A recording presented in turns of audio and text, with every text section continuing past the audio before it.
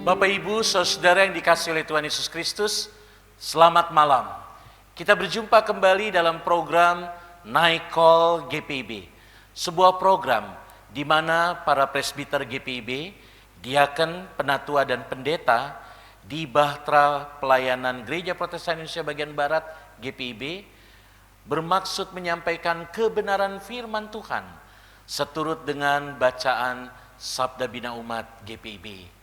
Diharapkan dengan disapa dan merenungkan bersama kebenaran firman Tuhan, kita bertumbuh dalam iman dan kita beristirahat malam dengan satu pengharapan bahwa besok pagi kita memulai kembali tugas dan tanggung jawab kita sebagai hamba-hamba Tuhan untuk menjadi berkat bagi banyak orang. Sebelum kita merenungkan dan memaknai kebenaran firman Tuhan dalam program Night Call edisi hari ini, hari Jumat 5 Mei 2023, mari kita bersatu di dalam doa. Allah Bapa yang Maha Baik, di dalam nama Tuhan Yesus Kristus, firman yang hidup,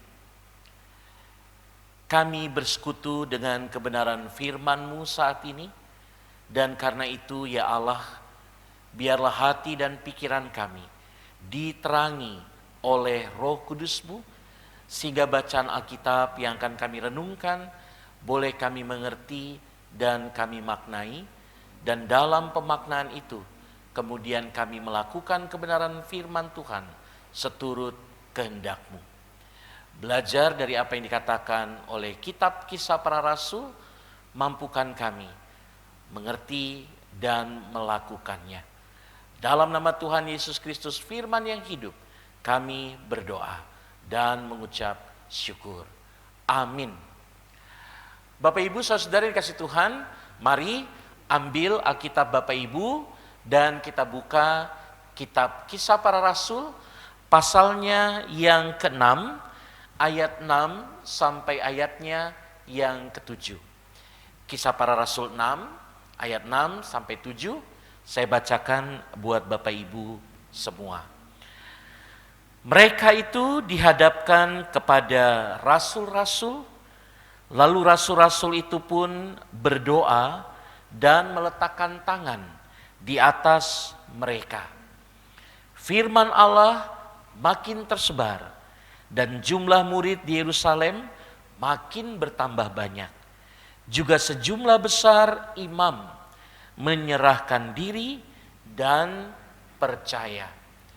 Demikianlah pembacaan Alkitab. Dikatakan yang berbahagia ialah mereka yang mau membuka Alkitab setiap hari, merenungkannya dan melakukannya. Terpujilah Tuhan Yesus Kristus, firman yang hidup. Haleluya, amin. Bapak Ibu saudara, dalam bacaan kita dikatakan mereka itu dihadapkan kepada rasul-rasul.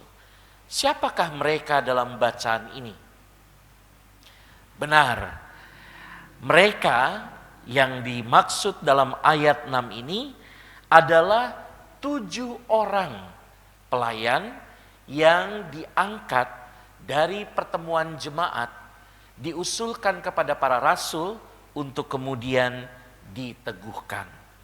Ketujuh orang itu adalah Stefanus, Filipus, Prokorus, Nikanor, Timon, Parmenas, dan Nikolaus. Bapak Ibu bisa membacanya pada ayat 5. 7 orang ini, kalau dalam bahasa kita sekarang, bukan orang yang kaleng-kaleng, tapi orang yang juga memiliki syarat dan kualifikasi yang luar biasa. Ayat 5 katakan bahwa Stefanus seorang yang penuh iman dan penuh oleh Roh Kudus.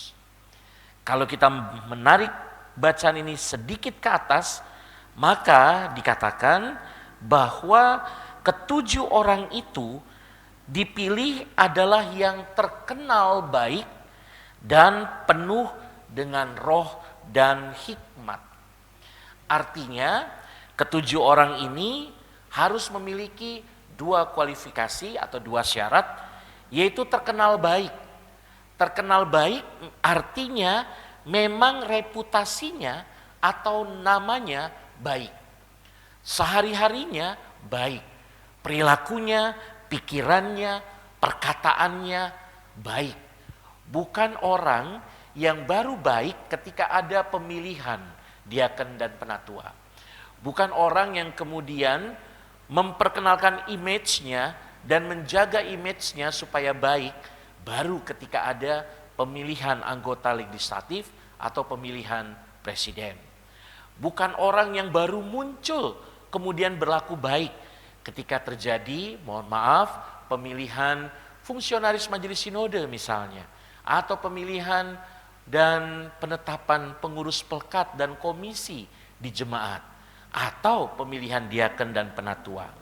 Jadi terkenal baik karena memang attitude-nya, etikanya, gagasannya, idenya, semuanya memang baik.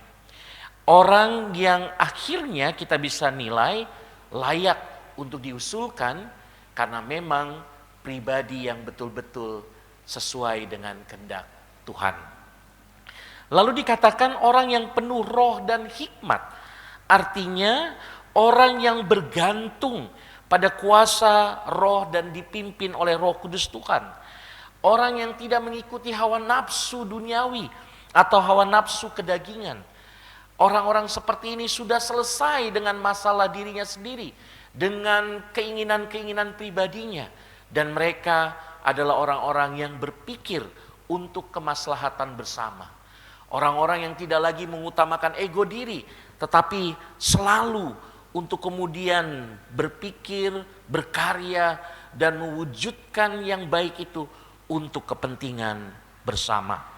Orang-orang yang tidak hanya cerdas, tidak hanya pintar, tapi orang yang dengan tingkah laku dan cara berpikirnya memberdayakan orang lain untuk maju bersama dan bukan untuk sekali lagi ego dan kepentingan diri. Bapak Ibu Saudara yang dikasihi Tuhan, kenapa dua kualifikasi ini penting ketika kita membaca pada ayatnya yang ketiga, bahwa pilihlah 7 orang yang terkenal baik, yang penuh roh dan hikmat, supaya kami para rasul mengangkat mereka untuk tugas itu. Tugas yang bagaimana? Rupa-rupanya Bapak Ibu Saudara, ada pergumulan dalam kehidupan jemaat mula-mula pada saat itu. Pergumulan di mana gereja bertumbuh dan bertambah, pelayanan makin bertumbuh dan makin bertambah. Di satu sisi kita menginginkan pelayanan itu memang jangan itu saja, makin berkembang. Itu adalah berkat.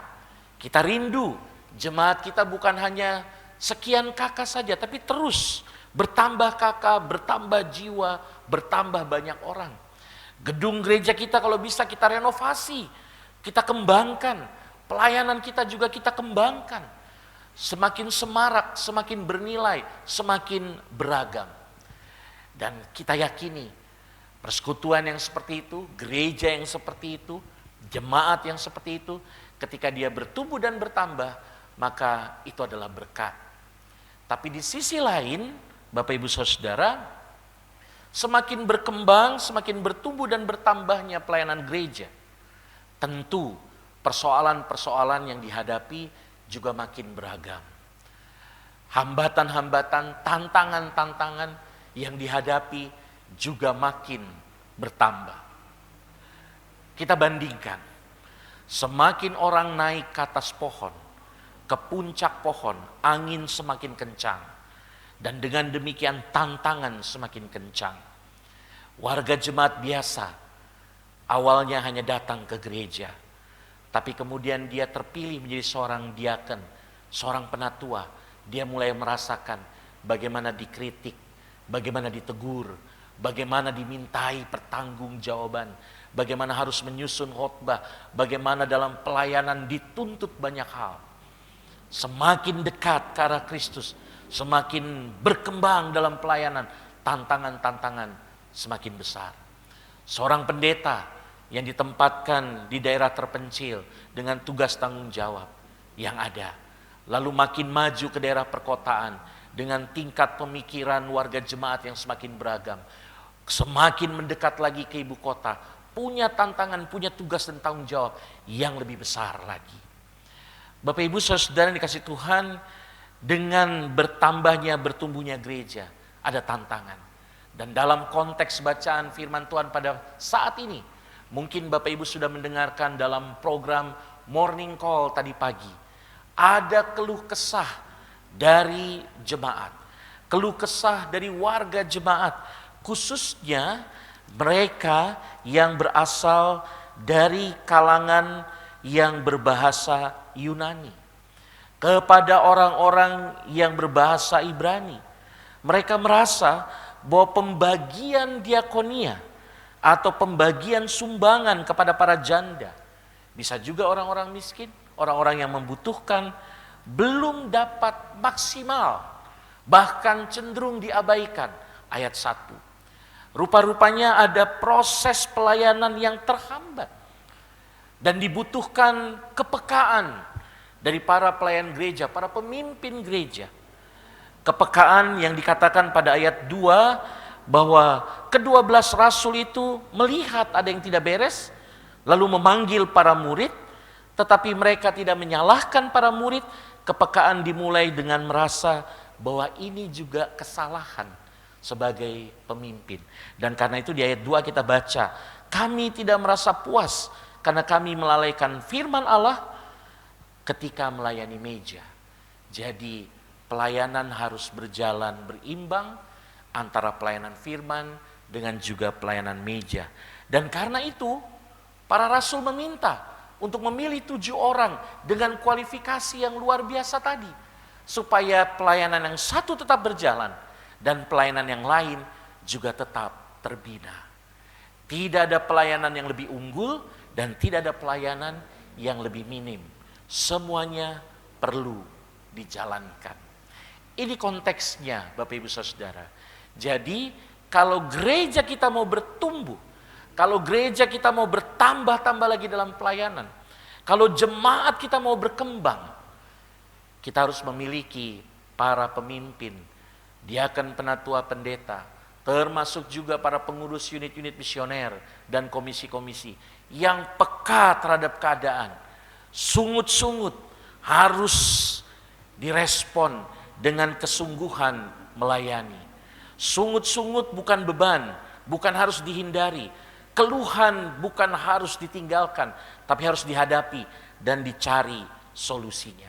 Solusinya menambah jumlah para pelayan dengan kualifikasi yang juga jangan dianggap remeh. Pelayanan makin berkualitas, dibutuhkan para pelayan yang juga berkualitas. Pelayanan dan kualitas seiring sejalan. Lebih lanjut Bapak Ibu, sekarang kita perhatikan ayat 6 ini. Ketika dihadapkan kepada para rasul, lalu ke-7 orang itu oleh para rasul diberkati, diletakkan tangan para rasul di atas mereka, dan para rasul itu pun berdoa. Ini bukan hanya sebuah simbolik dari pemberkatan para pelayan, tapi umumnya dalam perjanjian baru, penumpangan tangan memiliki 5 maksud atau 5 makna paling tidak. Yang pertama, penumpangan tangan dimaksudkan untuk kuasa mujizat penyembuhan. Bapak Ibu Saudara bisa baca dalam Kisah Para Rasul 28 ayat 8 dan Matius 9 ayat 18. Tuhan Yesus sering menumpangkan tangan supaya orang-orang yang menderita mendapatkan kesembuhan, dilepaskan dari penderitaan. Ada mujizat penyembuhan, penumpangan tangan. Penumpangan tangan dimaksudkan untuk memberkati orang lain. Matius 19 ayat 13 dan 15. Itu yang kedua, ada berkat disampaikan. Tentunya berkat dari Tuhan untuk memberkati orang lain. Dan dalam kaitannya dengan baptisan, maka penumpangan tangan terjadi dalam peristiwa baptisan dalam roh, yaitu Kisah Para Rasul 8 ayat 17 dan 19. Itu yang ketiga. Yang keempat, Penumpangan tangan dimaksudkan untuk mengangkat orang-orang tertentu demi tugas yang khusus. Inilah yang kita baca pada ayat 6. Ada tugas yang khusus, ditumpangkan tangan. Dan yang terakhir, penumpangan tangan guna memberikan karunia-karunia rohani terhadap orang-orang yang khusus itu. 1 Timotius 4 ayat 14. Bapak Ibu Saudara, kemarin di jemaat kami tanggal 30 April terjadi peneguhan pengurus dan pelayan PAPT serta perkenalan dan pelantikan para pengurus komisi. Ada yang bertanya, kenapa para pengurus Pelkat dan pelayan PAPT diteguhkan dan ditumpangkan tangan, sementara pengurus komisi tidak? Karena GPIB memahami bahwa para pengurus Pelkat dan pelayan PAPT menjadi bagian untuk juga berkarya di dalam memberkati banyak orang. Para pengurus Pelkat dan pelayan PAPT diberikan kesempatan juga dalam beribadah, memimpin sebagai pelayan firman, dan dalam berkat juga menumpangkan tangan untuk memberkati warga jemaat. Jadi para pelayan yang demikian haruslah meresapi bahwa tugas yang diembannya adalah tugas yang mulia yang dari Tuhan. Di atas kepala mereka ditumpangkan tangan para rasul, tangan para pendeta, tetapi juga mereka akan menumpangkan tangan mereka untuk warga jemaat, meneruskan berkat-berkat Allah itu. Dan karena itu penumpangan tangan diiringi, disertai dengan doa, supaya orang-orang yang bekerja itu betul-betul meresapi bukan oleh kuat kuasa mereka, tapi oleh kuat kuasa Tuhan mereka melayani. Dan doa itu yang menyertai. Para rasul berdoa dan meletakkan tangan. Mereka berdoa karena meminta kekuatan dari Tuhan. Dan kekuatan dari Tuhan itu dilakukan dengan meletakkan tangan, supaya orang-orang yang diletakkan tangan itu menyadari mereka berkarya demi nama Tuhan. Selanjutnya Bapak Ibu, apa yang terjadi? Kalau pelayanan itu makin bertambah, dipilihlah orang-orang atau pelayan-pelayan untuk menjembatani dan untuk mengatasi pertambahan pelayanan itu.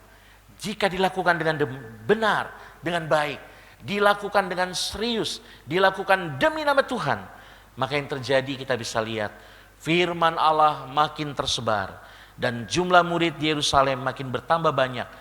Bahkan para imam pun, imam orang-orang Yahudi yang sangat kental dengan pengetahuan Taurat mereka, juga disadarkan untuk melayani Tuhan.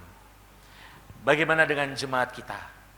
Apakah kita semakin bertambah dan bertumbuh, atau kita semakin kerdil? Semoga kita makin bertambah dan bertumbuh, bukan karena kita, tapi karena kualitas para pelayan yang mau bekerja untuk hormat dan kemuliaan bagi nama Tuhan. Amin. Mari kita berdoa. Allah Bapa yang Maha Baik, firman-Mu mengingatkan kami untuk menjadi pribadi-pribadi, para pelayan yang berkualitas, pemimpin yang melayani, pelayan yang memimpin. Siapapun kami dalam jemaat di mana kami bersekutu, bersaksi dan melayani, biarlah kami hadir sebagai pribadi yang peka, pribadi yang mau bertindak ketika ada keluhan dan ketika ada persoalan di tengah jemaat. Biarlah kami berbagi tugas antara satu pelayan dengan pelayan yang lain dan tidak memonopoli satu pekerjaan hanya diri kami sendiri. Dengan berbagi tugas, kami memberdayakan yang lain. Kami beriringan bersama, bukan karena kuat dan gagah kami, tapi karena Roh Kudus Tuhan menuntun dan memimpin kami. Dan ketika itu dilaksanakan, maka dengan segala kerendahan hati, syukur, hormat dan puji-pujian, biarlah nama Tuhan dimuliakan melalui pelayanan yang dilakukan, dan semakin bertumbuh kembang jemaat di mana kami melayani. Itulah kiranya yang juga kami berdoa dan doakan, yaitu Bahtera GPIB maupun juga seluruh jemaat GPIB di pelosok daerah hingga ke kota-kota besar. Bahkan untuk saudara kami simpatisan yang mendengarkan program Morning Call dan Night Call ini. Dimanapun kami bergereja, dimanapun kami berjemaat, biarlah kami melayani dengan sungguh dan dengan tulus, supaya gereja Tuhan, jemaat Tuhan makin tersebar dan makin bertambah. Berkatilah GPIB, Majelis Sinode GPIB, mupel-mupel, jemaat-jemaat, para pendeta, diaken, penatua, vikaris, calon pelayan firman, dan sakramen, serta seluruh komponen pelayanan, unit-unit misioner GPIB, pengurus pelayan pelkat, bahkan komisi-komisi, panitia-panitia, dan semua elemen pelayanan yang ada, termasuk BPPJ, karyawan-karyawati gereja, tenaga koster, tenaga keamanan, dan banyak lagi, termasuk yayasan-yayasan, departemen-departemen, baik di lingkup sinodal maupun di lingkup jemaat lokal. Ajar kami Tuhan, untuk selalu mengandalkan-Mu, untuk selalu peka dengan keadaan, peduli terhadap masalah dan menyelesaikannya, lalu bekerja sama dengan banyak orang. Biarlah dalam pelayanan kami, kualitas diri dan kualitas pelayanan berjalan sering sejalan, supaya mutu pelayanan itu menyukakan hati Tuhan. Terima kasih Tuhan, terima kasih. Demikian juga dengan program Morning Call dan Night Call GPIB ini, kiranya boleh terus menjangkau banyak orang dalam pertumbuhan iman dan percaya mereka. Inilah doa dan syukur kami. Kami mau beristirahat malam hari ini. Tuhan berkati, supaya besok pagi kami boleh bangun dengan kekuatan yang baru yang dari Tuhan, melaksanakan segala tugas dan tanggung jawab kami. Dalam nama Tuhan Yesus Kristus firman yang hidup, kami berdoa dan mengucap syukur. Amin. Terima kasih Bapak Ibu Saudara, kita berjumpa kembali dalam program Night Call selanjutnya. Tuhan memberkati Bapak Ibu Saudara.